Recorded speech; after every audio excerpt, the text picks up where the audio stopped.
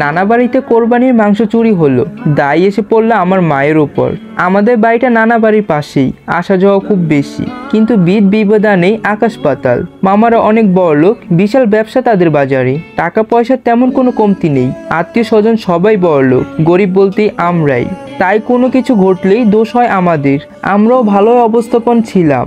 আব্বা চাকরি করতেন থানার হেড পোস্টমাস্টার হিসেবে, সরকারি চাকরি। কিন্তু এক দুর্ঘটনায় আব্বার মাথায় আঘাতপ্রাপ্ত হন, মানসিক ভারসাম্য হারিয়ে ফেলেন। তখন চাকরির বয়স খুব বেশি দিন ছিল না। এককালীনই যা টাকা পেয়েছে বেশিরভাগ খরচ হয়েছে আব্বার চিকিৎসার পেছনে। পেনশনও খুব কমই পাচ্ছে। অনেক জমি জমা আছে আমাদের, কিন্তু চাচারা অনেক ঠকায়। জমি জমা দেখাশোনা করেন চাচারা, খুব সামান্য টাকা তুলে দেন আমাদের হাতে। এইভাবেই চলছে বছরের পর বছর ধরে।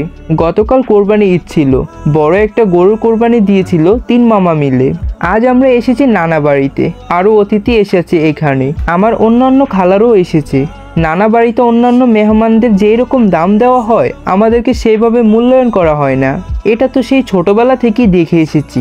আজ ঘটেছে সম্পূর্ণ ভিন্ন ঘটনা। কিছুক্ষণ আগে 2টা খাসি কোরবানি দিয়েছিল মামারা। গরিবের ভাগেরটা দিয়ে মাংস নিয়ে এসেছে বাড়িতে, কিন্তু এক পাতিল মাংস নাকি গায়েব হয়ে গেছে। এখন দায় এসেছে আমার মায়ের ওপর। বড় মামি তো সবার মাঝে দাঁড়িয়ে আমার মায়ের কথা বললেন। মনিরার স্বামী তো সবসময় ভালো মন্দ খেতে চায়, ও চুরি করেছে খাসির মাংস। আমার মায়ের নাম মনিরা। ছলছল চোখে মা জবাব দিলেন, দেখো বড় ভাবি, আমরা গরিব হতে পারি, কিন্তু আমিও কোরবানি দেই। এইবারও দিচ্ছি। ফ্রিজে গরুর মাংস আছে আমার, আমি তো ওই মাংসই খাওয়াতে পারবো আমার স্বামীরে। চুরি করতে যাবো কেন? চুপ কর তো, সবসময় এই বাড়ির জিনিসের দিকেই তোর নজর। তোরে না দিয়ে কি আমরা কিছু খাই? তারপরে চুরি কইরা আমার বইয়ের সামনে অপমান করিস কেন? মাকে ধমকিয়ে বললেন বড় মামা। মেহমান সহ বাড়ির অন্যান্য লোকেরও তাদের সাথে সায় দিচ্ছিল, কারণ তারা সবাই বড় লোক, গরিব শুধু আমরাই। তাই সব দোষ আমাদেরই।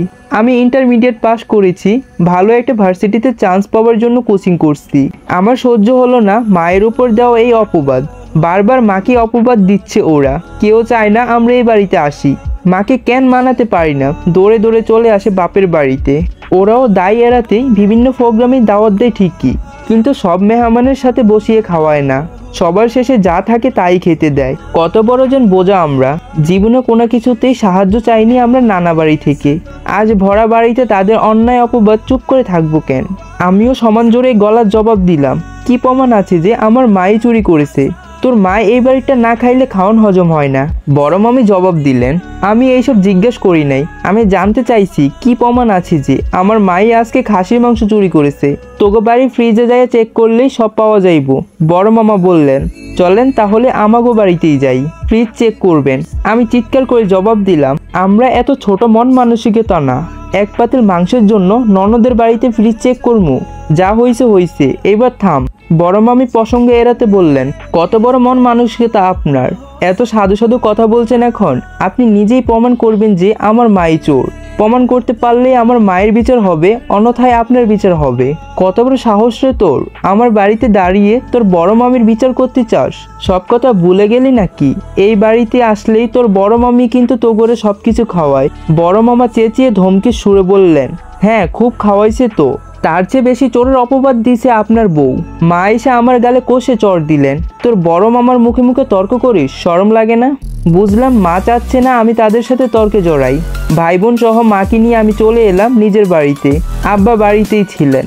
বাড়ি এসে দেখি কিভাবে যেন আমার দাদা বাড়িতে খবর চলে এসেছে আম্মা চুরি করেছে। এইগুলো সব নানা বাড়ির লোকদেরই কাণ্ড, হয়তোবা কোনোভাবেই জানিয়ে দিয়েছে। এখন চাচা চাচি ফুপু সহ বাড়ির সব মানুষই আম্মাকে নিয়ে হাসছে। আম্মা কোনো কানপত্তা করলেন না, শুধু বললেন, চুপ কইরা থাক, সব কিছুরই একদিন বিচার হইব। এরই মধ্যে পেরিয়ে গেছে বেশ কয়েকটি মাস। কিছুদিন পরে আবারও কোরবানির ঈদ। আমার মাকে চোরের সর্বস্ত করেছিল বড় মামি। তার জীবনেই ঘটেছে বিচিত্র ঘটনা। আসসালামু আলাইকুম গাইস। তো এই নতুন গল্পের পার্টটি আপনাদের কেমন লেগেছে? যদি ভালো লাগে তাহলে অবশ্যই নেক্সট পার্টের জন্য কমেন্ট করবেন।